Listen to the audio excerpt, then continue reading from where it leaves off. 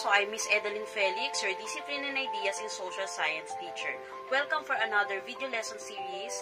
Today, you are here to listen and discover things that are connected with our lesson number 3, historical context of the emergence of each discipline. As we start, let me first introduce to you the lesson objective for this entire video lesson. We are about to trace the historical foundations and social context that led the development of each disciplines. But before we start to our main topic, let us have review from the past lesson we had been through. In this activity named Label It, you are going to analyze whether the picture shown in your screen is among the example of natural science or social science. Let's start for the first picture in your screen. First picture showing plant or an act of planting. It may pertain to horticultural activity. Which among the following category the first picture may belong? Okay, you're correct if your answer is natural science. Planting or any activity that may consider an object of living or for living is on the natural science field. Let's move on to our next picture. This picture shown languages, different dialects, different race, and different way of saying thank you. Which among the following category the second picture belongs? You're correct if your answer is social science. Again, social science deals with connection to human behavior and patterns that may show diversity and way of living of mankind. For our third picture, this shows a man that has a festive costume for a particular event. And that event is the Nagyang Festival, a religious and cultural festival celebrated in Iloilo City, here in the Philippines, on every 4th Sunday of January. Okay, so the Nagyang Festival is under social science activity. Anything that is classified as subjective is under the social science. So, on the other hand, natural science can be classified as objective. For our fourth and last picture, can you classify this picture of oldest coin in the world, whether it is natural science or social science? For additional fact, this picture shown is about 2,700 years old coin that found on the coast of Hellenic City and discovered as very earliest coin in the world. Okay, very good. The fourth picture or our last picture should be in natural science. Studying of coins or anything that may be old or historical is under natural science, as this is objective.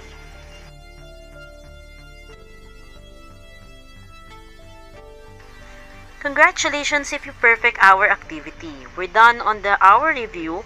Now let's start knowing how social science emerged. First, by knowing what is social science. Social science is a body of knowledge characterized by an objective to understand what society is and what does it do to people living inside it. This is a group of rather than independent disciplines with its own perspective, philosophies, intellectual histories, and research methodologies, but fundamentally bound together because they are deal with the same entity, and that is called society. Meanwhile, humanities is a branch of knowledge that tends to humanize human as they express themselves in various forms. These include art and art history, literature, and music, among others. This lesson has a biggest question of how social science emerged. Listen and take down notes to know why. Let's start to our first social science discipline, which is anthropology. Anthropology deals with the nature of human beings both from biological and cultural point of view. It is a study of humankind. It comes from the Greek word anthropos, means human, and logos means study of. These are the following branches of anthropology. Number 1, physical anthropology. Biological anthropology is its other name. They analyze human fossils and remains. Followed by cultural anthropology, that refers to the customary ways of thinking and behaving a particular population or society. And last one is archaeology. Archaeology is a study of past cultures, primarily through their material remains. What is the historical background of anthropology? Anthropology started in the ancient Greek when historical and philosophical writing about human nature found. During Middle Ages, people started to think about how human origin began and start, and how they started to express their beliefs and cultural developments. During 15th century, man started to look for way of survival and particularly to search wealth and new lands. And way back 17th to 18th century, the rise of scientific and rational philosophical thought began to introduce. Popularly, we do have key personalities such as Franz Boas, that is popularly known as the father of modern anthropology. His primary contribution to anthropology was his theory of cultural relativism. Boas worked to change this idea, saying that people think of other cultures based on the only culture they know, which is their own culture.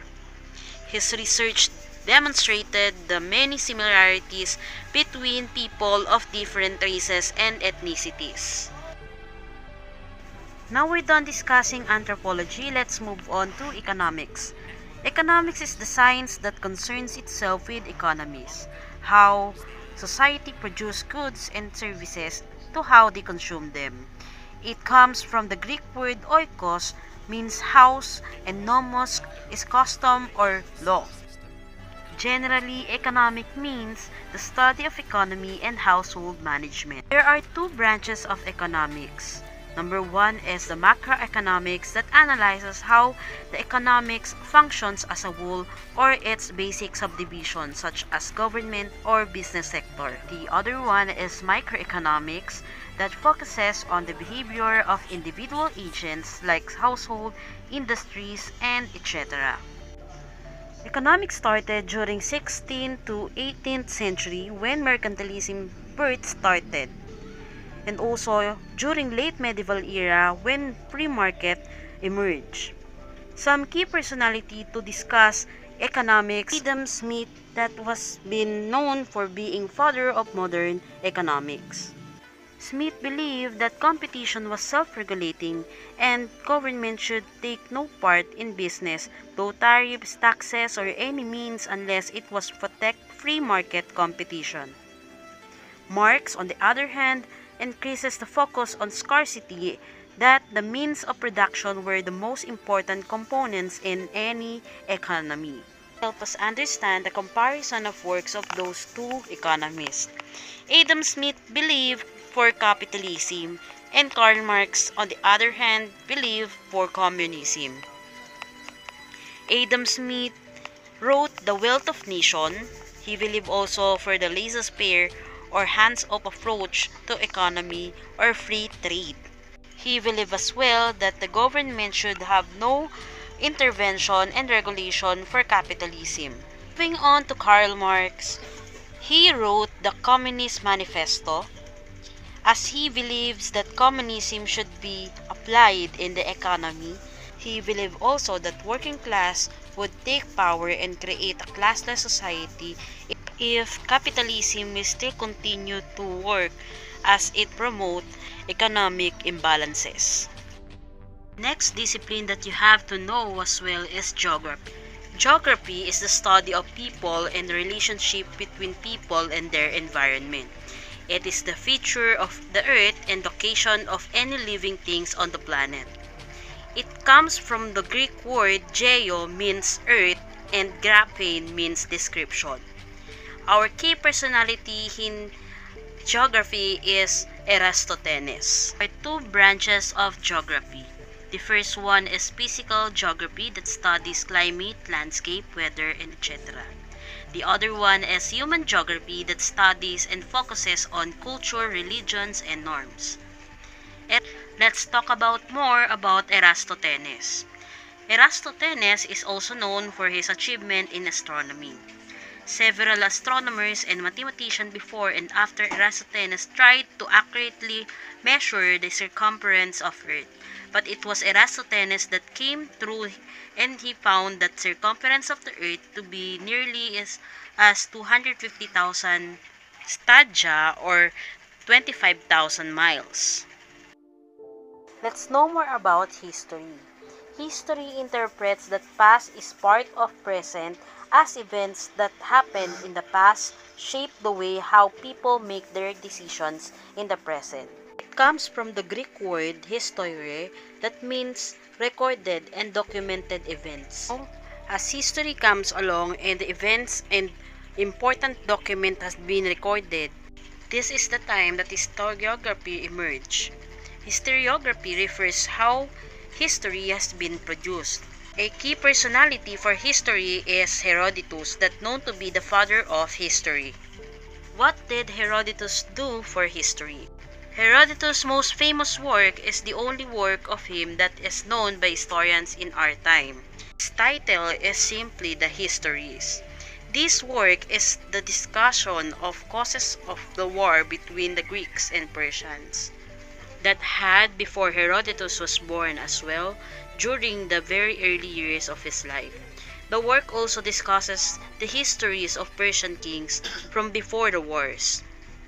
Because of this work, Herodotus is known as the father of history. This is because he is the first person who is known to have written a history in what we would now see as an objective way. He collected a great deal of information about his subject and tried to think about the extent to which it was all accurate. He then set out his conclusion in logical way. These are some historical background of history. History started across the travel of Herodotus to Egypt and to some places. In Egypt, he saw the Nile River as a center of the world, and in Babylon, he discovered that the oldest world map or Imago Mundi of 600 BC does exist. Iliad and Odyssey was also introduced. This is the works of literature, but both contain a great deal of geographical information created by the poet who is Homer. As philosophy has a big foundation for history, Thales of Miletus is one of the first known philosophers known to have wondered about the shape of the world. Linguistics. Linguistics is a scientific study of language, specifically language form, meaning in language, context, sometimes called the science of language. It came from the Greek word lingua, that means tongue or language. These are some historical background about linguistics. During 5th century in India, they formulated 3,559 rules that became a firm evidence that language is existing. During 18th century, the rise of comparative began, as well as the half of 20th century and early century, they introduced the idea of language as a static system of interconnected units. During the half century, they explained how human beings acquire languages and constraints on this acquisition. A key personality to study linguistics is Noam Chomsky. He is the father of modern linguistics. Chomsky is best known for his influence on linguistics, especially the development of transformational grammar. Chomsky believed that formal grammar was directly responsible for a person's ability to understand and interpret mere utterances. Let's now move on to the study and discipline of political science. Political science is the theory and practice of government and politics at the local, state, national, and international levels. The importance of political science lies in the fact that all of us live within political systems and we are affected by the changes in the global and political economy. Some historical viewpoints about politics are as follows. First, Plato during 348 to 427 BC identified a stable republic, as well as at the same time Aristotle formulated his famous six-fold typology of political system. Also, legitimate system included monarchy that is ruled by one or only one leader, or king and queen. And next is aristocracy that can be ruled by few or group of people. That is elite member of society. The next one is polity that can be ruled by many. Plato and Aristotle focus on perfecting the polis or city-state, a tiny political entity which Greek meant both society and political system. Some key personalities to study politics is Aristotle, that is considered as father of political science. Next discipline is psychology. Psychology is the scientific study of the human mind and its function, especially those affecting behavior in given contexts. The science of psychology benefits society and enhances our lives. Psychologists examine a relationship between brain function and behavior, applying what they learn to illuminate our understanding and improve the world around us. The application of psychological research can decrease the economic burden of disease on government and society as people learn how to make choices that improve their health and well-being. A key personality that helps us understand psychology is by knowing who is Wilhelm Wundt. Wilhelm Wundt is a father of psychology. He opened the first experimental psychology at the University of Leipzig. He separated psychology from philosophy by analyzing the workings of the mind in the structural way. Psychology emerged on the large scale until about 1945 at the close of World War II. Another social science discipline is sociology. Sociology is the study of human social relationships and institutions. Some key personality to discuss sociology is Emile Durkheim as father of sociology, and some other book. There is father of modern sociology, which is Auguste Comte. Sociology has sociological levels. Personal level is the social causes and consequences of such things as romantic, love, racial and gender identity. Social level as well is under sociological levels. These may pertain to crime, law, and poverty, as well as in global level, we have population, growth, and migration. Sociology word was first coined during 1780 by French essayist Emmanuel Joseph Sieyès in an unpublished manuscript, and in 1838 the term was reinvented by Auguste Comte. Comte believed that there should be a potential in social scientists to work toward the betterment of the society. Finally, we're on our last social science discipline, which is demography. Demography is the science on statistical study of human population. In French word, it came from the word demography, and it derived from the Greek word demos, means people, and graphie. There are three demographic processes in demography. First is the study of birth, second one is migration, and third one is the aging and death.